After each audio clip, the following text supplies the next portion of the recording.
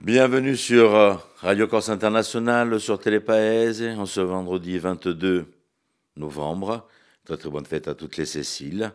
C'est parti pour la matinale avec l'ensemble de nos chroniques, avec l'information et la météo. Bonjour, salut à tous.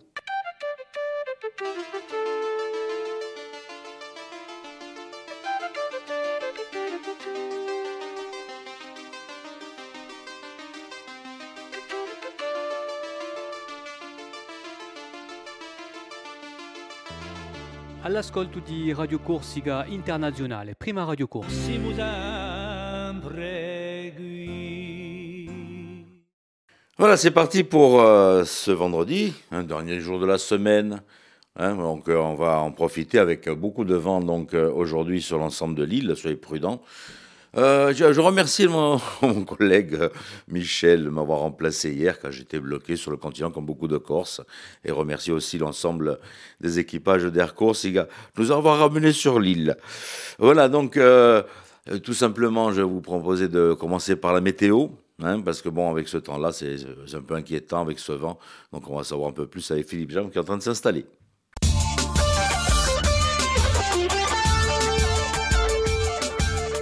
Bonjour Auguste, bonjour à toutes et bonjour à tous. La journée sera bien ensoleillée, même si quelques gouttes tombent par-ci par-là, notamment sur le relief et la région bassiaise dans l'après-midi.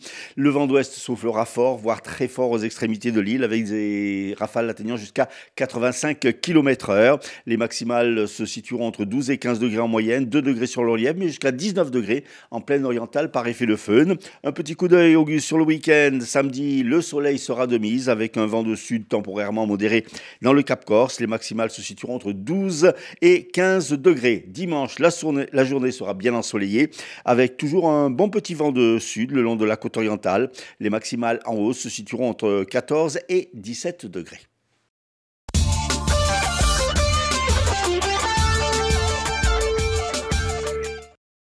Merci Philippe, et puis on vous retrouve maintenant pour l'information de ce jour. L'incendie qui s'était déclaré près du village de Pietradiver dès mercredi a été maîtrisé hier par les pompiers. Plus d'une vingtaine d'hectares de châtaigneraies et de végétation ont été parcourus par les flammes. Cette nuit, les pompiers ont dû intervenir également à Vallée d'Alesagne. Le feu est toujours en cours. Patrick Poitreau, 53 ans, accusé du viol de son fils de 11 ans en mai 2022 à San Nicolao, en récidive légale, a été condamné hier par les jurés d'assises de la Haute-Corse à la réclusion à perpétuité avec une peine de sûreté de 18 ans.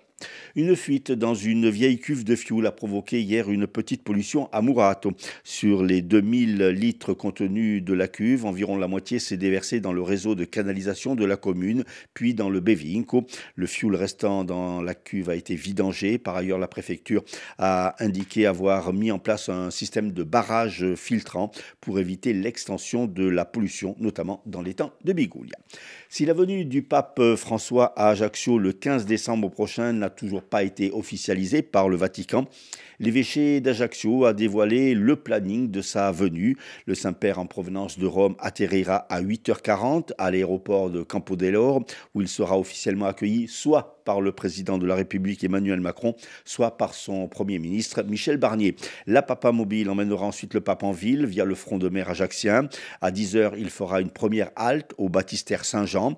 À 10h15, il est attendu au Palais des Congrès pour un discours clôturant le colloque sur la piété populaire dans le bassin méditerranéen qui aura débuté la veille. À 11h, le Saint-Père fera son entrée place Foch avec un arrêt devant Amadounoutcha où il se recueillera. À 11h20, l'heure est prévue d'arriver à la cathédrale Santa Maria Assunta où le pape François rencontrera et échangera avec le clergé corse. Il effectuera ensuite une pause aux alentours de midi au sein de l'évêché. Une nouvelle déambulation publique via la place Mio est ensuite prévue dans l'après-midi à partir de 15h. Des écrans géants seront installés pour permettre au public, 120 000 personnes sont attendues dans la cité impériale, de suivre le déplacement du pape jusqu'au Casone où à 15h30 une messe sera célébrée devant plus de 8000 spectateurs. La cérémonie sera ponctuée par le Dio vi Salvi Regina.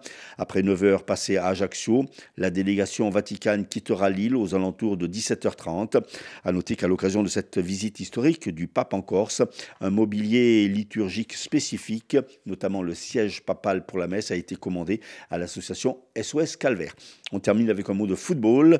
Demain, 14e journée de Ligue 2. Le Sporting, 10e au classement, accueillera Lorient, 2e au classement. Lundi, l'ACA jouera à Dunkerque.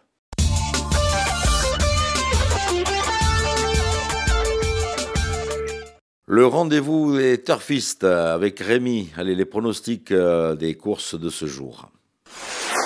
Les pronostics hippiques de Rémi sur Radio Corse International. Bonjour à tous, ce vendredi dans les bons coups du jour, nous serons sur l'hippodrome de Vincennes.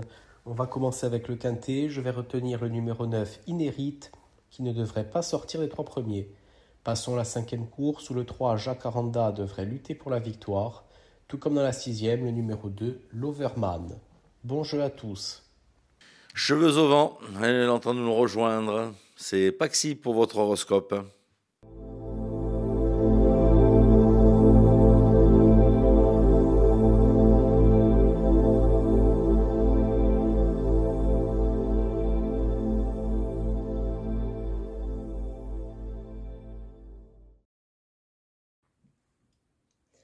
Et bonjour à tous, on se retrouve pour ce vendredi, on va voir un petit peu ce que l'on a à vous dire.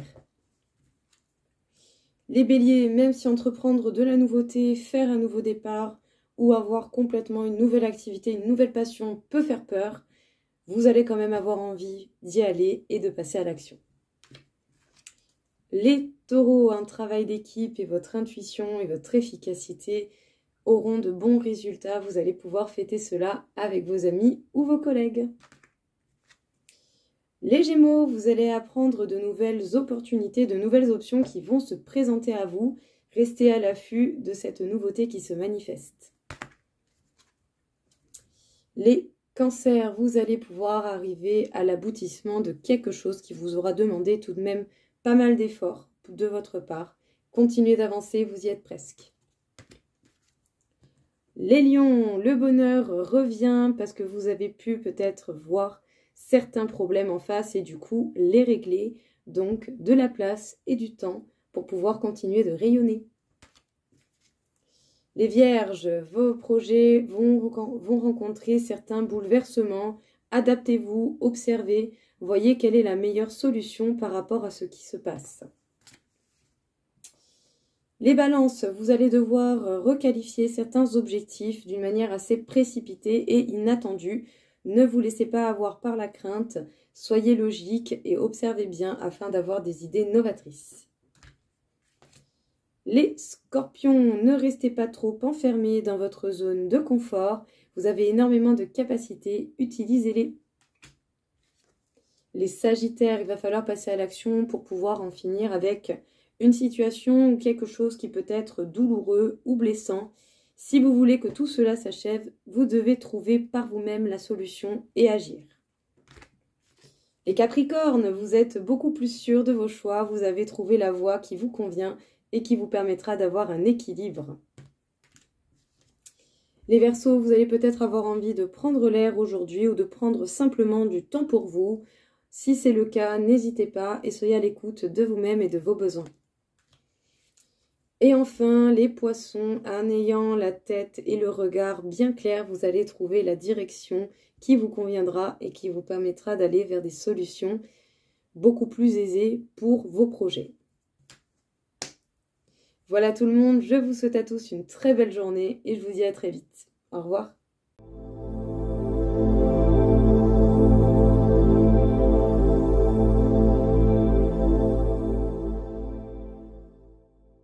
Allez, un petit détour du côté des dunes du Maroc avec les gazelles. Voilà nos deux invités qui sont avec nous, qui vont partir donc pour ce rallye dans quelques mois.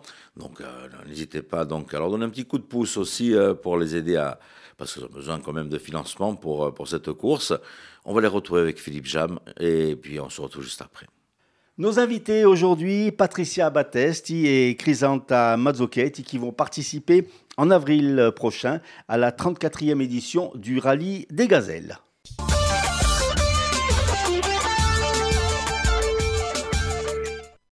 Chrysanta, bonjour. Bonjour. Patricia, bonjour. Alors, ce sera votre 3e participation à ce rallye des gazelles. En quoi ça consiste et où est-ce que ça se déroule? Alors, c'est un rallye donc, qui est 100% féminin, donc il n'y a que des femmes qui vont participer. C'est D'où le nom un des gazelles. rallye, voilà, absolument. On est obligé donc de parcourir les kilomètres donc, qui vont être indiqués sur notre tracé et on va donc faire le moins de kilomètres possible. Et c'est donc une orientation à la carte, à la boussole et ça se passe au Maroc. Au Maroc. Alors, justement, c'est uniquement, il n'y a pas de GPS et donc vous n'êtes pas livré à vous-même, mais il faut se débrouiller comme jadis, en fait. C'est ça, c'est l'orientation, la navigation avec carte et boussole. Alors, comment, c'est votre 3e participation. Oui. Comment s'est fait la première? Comment vous êtes venu à ce rallye? Alors vraiment par le pur des hasards, parce qu'on avait donc des amis en commun qui avaient fait donc des raids en Corse au sein de notre club Corsica Jeepers. Et donc elle devait partir avec sa cousine. Sa cousine n'a pas voulu partir et elle cherchait donc une coéquipière. Elle a mis ça sur le forum de notre association. Et mon mari a dit, je crois qu'il y en a une qui veut bien partir. Et voilà. Et donc, je suis partie pour la première fois. Et puis après, la seconde fois aussi, je suis partie avec une personne qui fait partie du club. Toujours pareil. Hein. J'aimerais bien faire le rallye des gazelles. Et bien voilà, on est parti. Et là, cette année, j'embarque Chrysanta avec moi. Alors justement, Chrysanta, qu'est-ce qui vous a décidé à participer à ce rallye qui est très dur, quand même? Oh, tout l'aventure, tout le dépassement de soi, tout. Comment vous êtes rencontrées toutes les deux en fait? Elle a participé au premier raid avec nous et puis voilà. Elle nous a plus quittés. Je me suis inscrite au club Corsica Jeeper et c'est parti. Alors justement un petit mot sur ce club, le Corsica Jeeper. C'est un club de quoi, de rando 4x4? Alors, le club Corsica Jeeper, donc, il a été créé en 2006. C'est donc la réunion des personnes passionnées de Jeep, de marque Jeep. Et donc, on a voulu créer un concept pour avoir justement cet échange de convivialité, d'entraide, de participation et surtout pouvoir sortir tous ensemble et partager la même passion. Voilà, créer quelque chose hors du commun que ce que l'on a tous les jours. C'est-à-dire maison, dodo, boulot. Voilà, donc on aime bien avoir des petits week-ends comme ça. Donc on fait une sortie par mois et dans l'année, on fait 2 grosses manifestations. Ce sont nos raids qu'on appelle, les raids de l'amitié. Donc il y a soit le raid de l'amitié avec des jeeps de toutes les années. Et après, on a créé le CJ Only. Donc ce sont le rassemblement des véhicules anciens que des CJ. Où voilà, c'est une autre approche du 4x4. Voilà.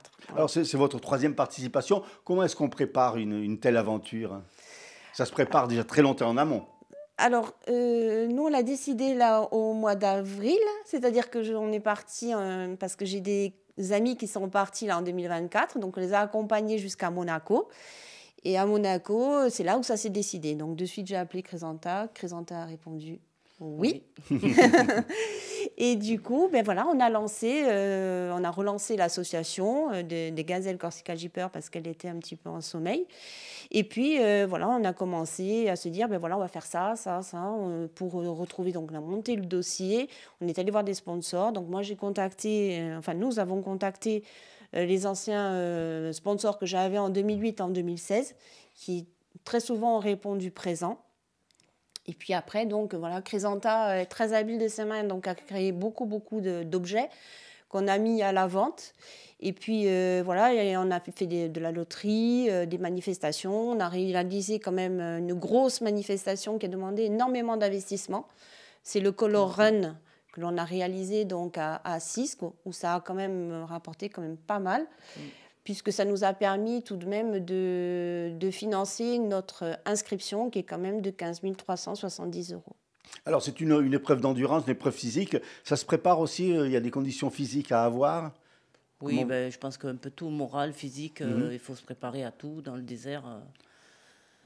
Qu'est-ce que vous appréhendez le plus, vous qui participez pour la première fois? Appréhender le plus, je ne sais pas trop... En fait, je suis à fond dans l'aventure, donc je suis partante pour tout. Bon, là, c'est vrai à trouver déjà toute la somme, parce qu'on parle quand même d'un peu plus de 30 000 €. Hein. C'est pas 35. presque 35 000 euros. Après, il y a la préparation de la voiture. Bon, ça, c'est Guy qui s'occupe de tout, mais c'est quand même une grosse préparation. Non, moi, après, je m'inquiète pas trop, on va dire. En plus, je fais confiance parce que bon, elle est déjà quand même partie 2 fois. Donc, ça me fait partir quand même à l'aise. Vous n'êtes pas en pays trop inconnu. Non.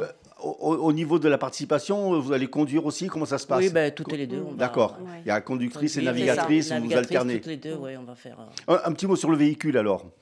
Présentez-nous cette troisième personne. Voilà, oui, c'est notre troisième coéquipière, on dira, qui est hyper importante d'ailleurs. C'est donc un véhicule, c'est un Jeep, un grand Cherokee. C'est un WJ. Donc, c'est un 2,7 litres et c'est un diesel. Donc, c'est un véhicule qui va bien. L'espace dans le véhicule, c'est le top parce que j'avais participé dans des véhicules qui étaient un peu petits pour manipuler la carte, puisqu'on souvent on est dans le véhicule à calculer nos points ou à repérer en fait les kilomètres que l'on fait puisqu'on est tout le temps dans le véhicule, quoi. Et c'est vrai que c'est un véhicule qui s'adapte bien au désert. Voilà. Alors, il y a Chrysanta, il y a Patricia, il y a le véhicule, et il y a une quatrième personne, c'est une association, c'est ça? Alors, l'association, oui, c'est l'association Loumaï. Donc, on a décidé de soutenir cette association-là, bon, parce que moi, déjà, ça me touche de très près, puisque c'est ma cousine Nathalie Cesari qui a donc créé cette association en 2022. C'est une association contre le lupus et les maladies auto-immunes. Donc Nathalie a créé cette association parce qu'elle-même est atteinte de lupus. Et donc elle se démène, je dirais, pour expliquer aux gens, surtout guider les gens qui sont atteints de cette maladie qui n'est pas très connue et qui est hyper importante parce que voilà, souvent les gens donc, ne savent même pas qu'ils sont atteints de cette maladie-là. Et donc Nathalie, avec toute son équipe, elles sont là pour pouvoir les guider, pour même si elles doivent partir sur le continent, comment ça se passe, quels sont les soins qu'elles peuvent prétendre. Et c'est une association qui a vraiment besoin d'un grand coup de pouce parce que toutes les autres associations sont très connues, sont très médiatisées. Et en fait, l'association Loumaï Corsica, elle est toute jeune. Donc vraiment, elle a vraiment besoin de nous, en fait. Pas de nous, que les gazelles Corsica Jeepers, mais de toute la population. Donc ça peut être Voilà. une vitrine pour cette association, Voilà, le fait de c'est ça. participer.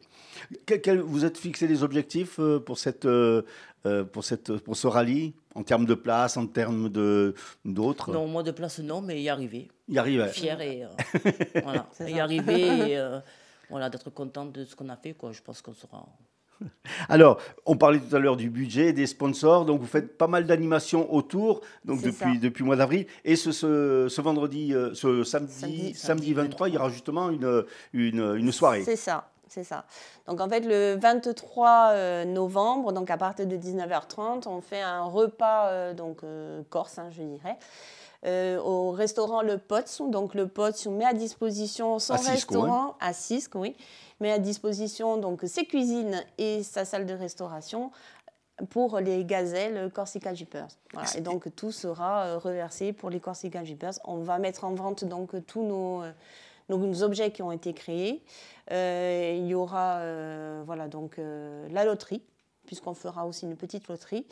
Et voilà, et puis après, ça va être surtout très convivial, puisqu'on veut que tout le monde prenne partie du bonheur. Il y aura des diffusions de films, justement, du rallye des gazelles, et que les gens prennent conscience qu'on ne part pas là-bas en vacances, parce qu'on n'a quand même que 2h30, 3 heures de sommeil quand même par jour, et qu'il faut tenir sur les 300, 400 km donc par jour, et que voilà, il faut être résistante surtout, et surtout pour ne pas se tromper et pas se perdre.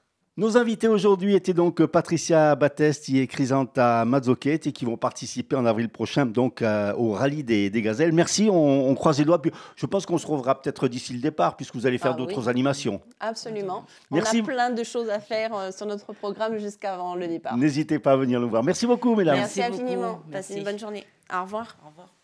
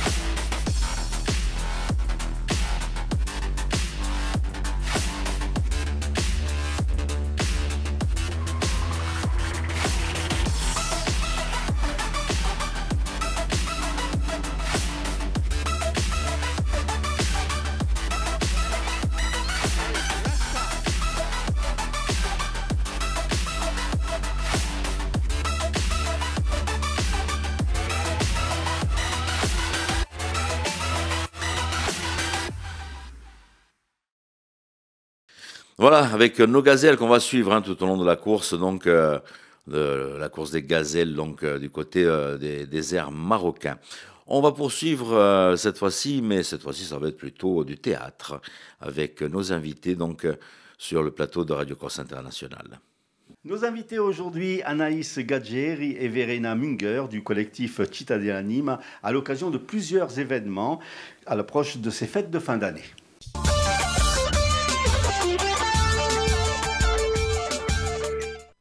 Anaïs, bonjour. Bonjour. Verena, bonjour. Alors bonjour. Anaïs, tout d'abord un petit mot, un rappel de ce qu'est Città dell'Anima. Alors, Città dell'Anima, c'est un collectif d'artistes amateurs dont le siège social se situe sur le boulevard Gaudin à Bastia et qui a pour objectif de permettre à ses membres de s'exprimer dans différents types d'art et particulièrement à travers le chant, mais également de plus en plus avec des petites notions de théâtre qui sont abordées pour faciliter les mises en scène. Donc l'objectif, c'est de les accompagner sur des projets scéniques. Et donc vous avez accompagné Verena Munger qui va présenter donc ce vendredi 22 novembre à 19h30 au théâtre Sant'Angelo à Bastia, un seul en scène. Ça s'appelle Chuchotement dans le grenier. Alors présente-nous un petit peu ce seul en scène, Verena. C'est venu en racontant un peu à Anaïs des choses de ma vie. Et comme moi, j'ai toujours aimé comme raconter des histoires. Et j'ai vécu dans un endroit où se racontait beaucoup d'histoires, justement. Et moi, j'essaie de raconter finalement ça que j'ai vécu dans le grenier. Donc c'est des anecdotes, des confidences, c'est ça? Ouais, sur votre vie. C'est un peu, oui, c'est un peu ça, oui. Comment est venue l'idée en fait de ce seul en scène? C'est justement Anaïs qui m'a encouragée. Mais à culpa. Ouais. Parce que c'est pas évident, Anaïs, de passer d'une troupe à un seul en scène. Bien sûr. Après, c'est vrai que c'est un petit peu mon rôle au sein du collectif aussi, c'est de repérer un petit peu les domaines où les uns et les autres peuvent particulièrement s'exprimer, puis les besoins, soit qu'ils expriment, soit que je perçois, d'aller un petit peu plus loin dans la démarche. Et c'est vrai que Vérène, c'est un personnage qui mérite de prendre un peu la lumière et de dévoiler un petit peu son univers qui est... là, elle va nous faire des confidences, mais c'est très... romancé, entre guillemets, avec des anecdotes qui vont se mêler à des fantasmes, à des idées, à des impressions. Et c'est vraiment un univers très riche qui va être condensé en un seul en scène. C'est pas un format de spectacle professionnel d'une heure, 1h15. Ça va être plus court, mais c'est très dense. Et moi, j'ai hâte de voir le résultat. Alors, en fait, Verena, c'est pas votre premier seul en scène, puisque je crois qu'en 2023, vous aviez fait un autre seul en scène, Aller simple. Oui, ça, Aller simple, c'est un peu mon histoire quand je suis partie en voyage. Ça parlait un peu de vos origines, de votre vie, parce que vous êtes de Suisse, c'est ça, vous êtes originaire suisse. Oui, je suis suissesse et déjà petite, j'ai toujours pensé que derrière les montagnes, on découvrait autre chose. Et j'étais la reine des fugues. Je fuguais beaucoup déjà petite. Et je marchais, je me dis, je vais arriver à la mer et j'y arrivais jamais. Et ça veut dire que mes parents, souvent, ils s'inquiétaient un peu. Et j'étais déçue de ne pas trouver la mer. Et un jour, justement, quand j'ai eu mon passeport, je suis partie. Je suis partie, aller simple. Et sans imaginer que je vais rester. Alors, vous êtes une artiste complète puisque vous chantez aussi. J'aime beaucoup chanter. C'est quelque chose qu'on a toujours chanté dans ma famille. Mes parents, ils ont chanté. On chantait aussi beaucoup. Justement, maintenant, c'est bientôt Noël. On connaissait tous les chants de Noël. Mes parents, ils étaient dans une chorale. À l'école, on chantait tout le temps. Donc, vous êtes comédienne, chanteuse. Et puis, vous savez qu'on a un atome crochu tous les deux. La confiture de coquelicot.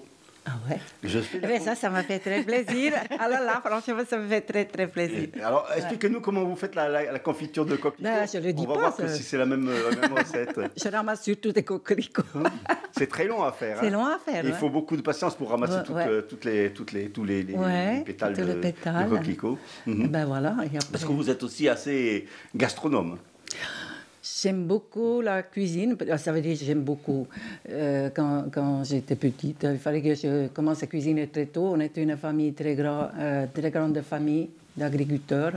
Et il fallait qu'on travaille. Hein. Et je soulevais déjà les casseroles à 7 ans. Des fois, quand je le vois maintenant, je suis complètement surprise de soulever toutes ces casseroles. Je commence à éplucher, par exemple, les pommes de terre samedi pour la purée de dimanche. Alors, Anaïs, vous avez aidé donc Verena dans ce seul en scène. Comment vous définiriez ce seul en scène de chuchotement dans le grenier? Alors, c'est un ovni, hein, comme Verena, dans le bon sens du terme. C'est difficile à définir. Ça va être vraiment... Alors là, pour le coup, elle ne va pas particulièrement chanter, sauf si l'envie lui prend à un moment donné, puisqu'il y aura l'espace pour des improvisations en fonction de ses ressentis. Elle va surtout raconter. Vous avez vu que voilà, on a envie de l'écouter quand elle raconte. Donc, elle va raconter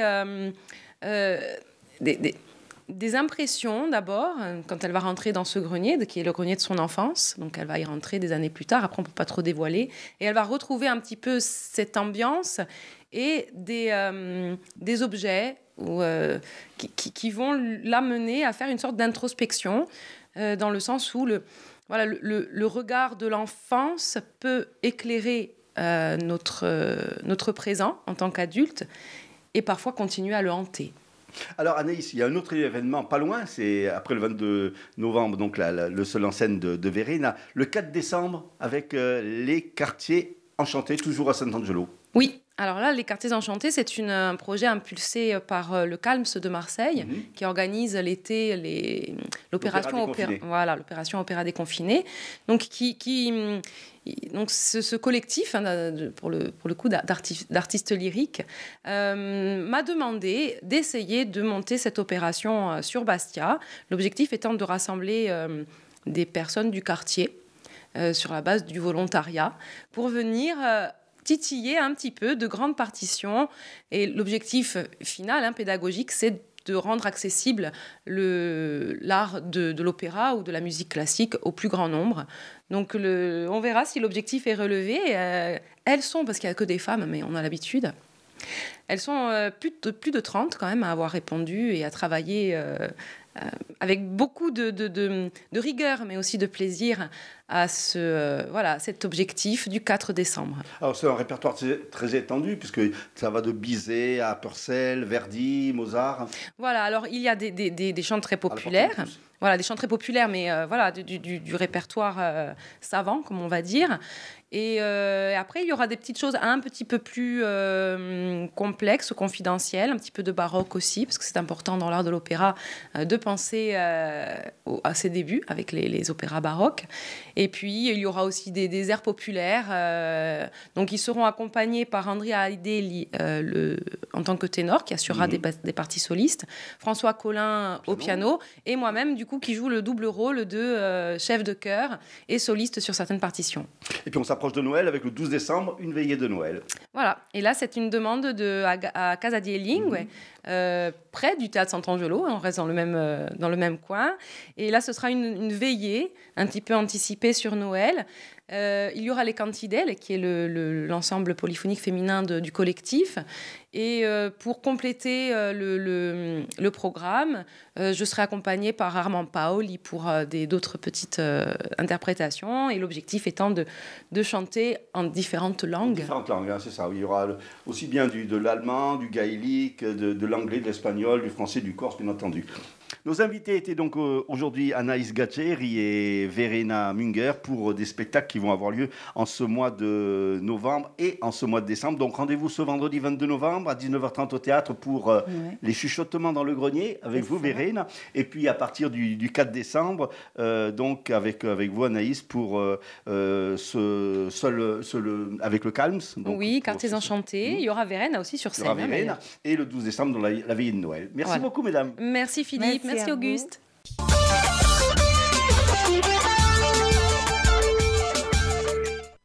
Voilà, c'est un bon rendez-vous donc pour nos amis du côté du Sant'Angelo, donc pour ces quelques jours et même pour le mois de décembre. J'espère que vous avez noté les rendez-vous donc de la troupe.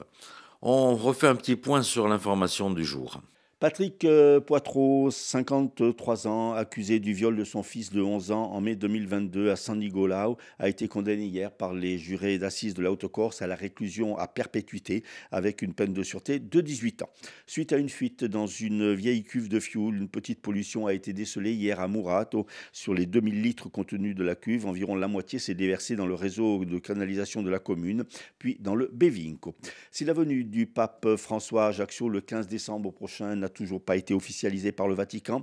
On en sait un peu plus sur le timing. Après une arrivée à l'aéroport d'Ajaccio à 8h40, le Saint-Père ira en centre-ville en papamobile. Autre temps fort, une messe à 15h30 au Casone. Météo, du soleil et du vent aujourd'hui, mais un week-end ensoleillé beaucoup plus calme. Voilà, on arrive à la fin de cette matinale, fin de semaine. On va vous souhaiter de passer un bon week-end, même avec un peu de vent, avec un tout petit peu de neige peut-être, ce serait bien aussi. Pour les enfants, pour faire des petits bonhommes de neige, pourquoi pas. Allez, je vous souhaite de passer donc un bon week-end et on va vous donner rendez-vous donc lundi, même heure, même antenne. Tini de Vurte et à presto. Bonjour, salut à tous.